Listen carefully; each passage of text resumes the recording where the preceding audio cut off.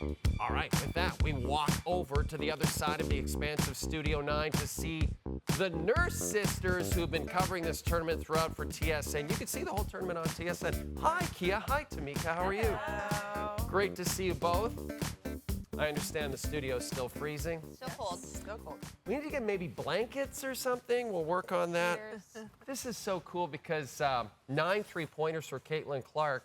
So that ties a record held by you, Kia Nurse. Sure does. It ties it. That's right, ties a record. Tie. And but I point out, I believe Caitlin took 20 shots to get those 9 3-pointers, and you took, what, 12? 12. I was not allowed to shoot 20 at the time. So there you go. Yeah. So but what I'm trying to say is you're a much more efficient shooter than Caitlin Clark.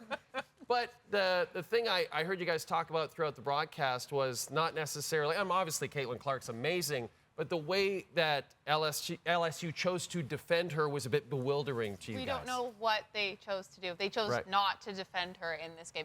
Poor Haley Van Lith had her work cut out for her. And it wasn't until like the last 4 minutes that they decided they would go with Flau'jae Johnson, which we thought would happen the whole game. I'm not really sure what happened there. Yeah, the defensive execution was quite questionable, if I'm going to be honest with you. A lot of people were trying to figure it out. Also on social media, WNBA Twitter was not pleased with this game plan. And Caitlin Clark is a very talented basketball player. She is a right-handed basketball player. She got to the right hand rim drives as easily as possible off of a ball screen. She can shoot the 3 ball at a very deep distance. Did a great job of coming off of those screens, and LSU did not do a great job of contesting those shots or being up on those screens. So typically when you're in the NCAA tournament and you see a player continue to go on, you get a blueprint for how you're going to defend them. That's not the blueprint that you're going to use moving forward. It's interesting because I'm still thinking about WNBA Twitter and how vicious it must be. The other thing about Caitlin Clark that's so interesting, you talked about it, Key, on the broadcast, the way she can break down defenses, not just with her shooting, but also, Tamika, with the fact that she distributes a lot. She had 12 assists on Monday night. She's an exceptional passer. Yeah. She has very high basketball IQ, and she takes exactly what the defense gives her. So I think in this game, that's what you saw. She shot when she needed to shoot. She passed when she needed to pass.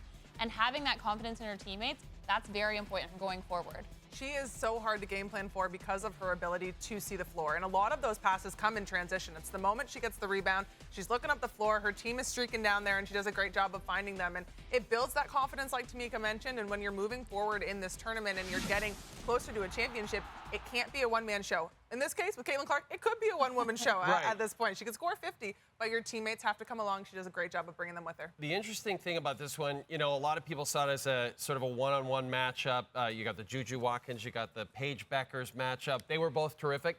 But shout out to Kingston's Aaliyah Edwards. Yeah. She was huge in UConn's victory. She was really big. She came up with some timely buckets, some timely rebounds, and she's always been really big on the defensive end. And I think what you saw in this game is her step into that moment and be the defensive stopper that they needed her to be. Well, UConn, when they have struggled in this tournament, it's because the inside presence of Aaliyah Edwards has been a bit neutralized by teams. Remember, this is a UConn team that's playing with 8 players. Ultimately, 5 of those players actually see consistent floor time. Wow. And so when you talk about what Aaliyah Edwards was able to do, she's continued to bounce back. And she is a player who plays with such force and is so dominant on the inside. She's surrounded by 4 guards at completely the entire game.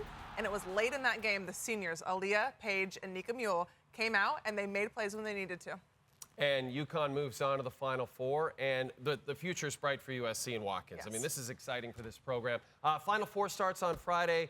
Though the Nurse sisters are freezing, so we're going to let them go somewhere and warm up. Thank you for joining us, though, ladies. So appreciate it. Yes, I mentioned it. Final Four begins Friday.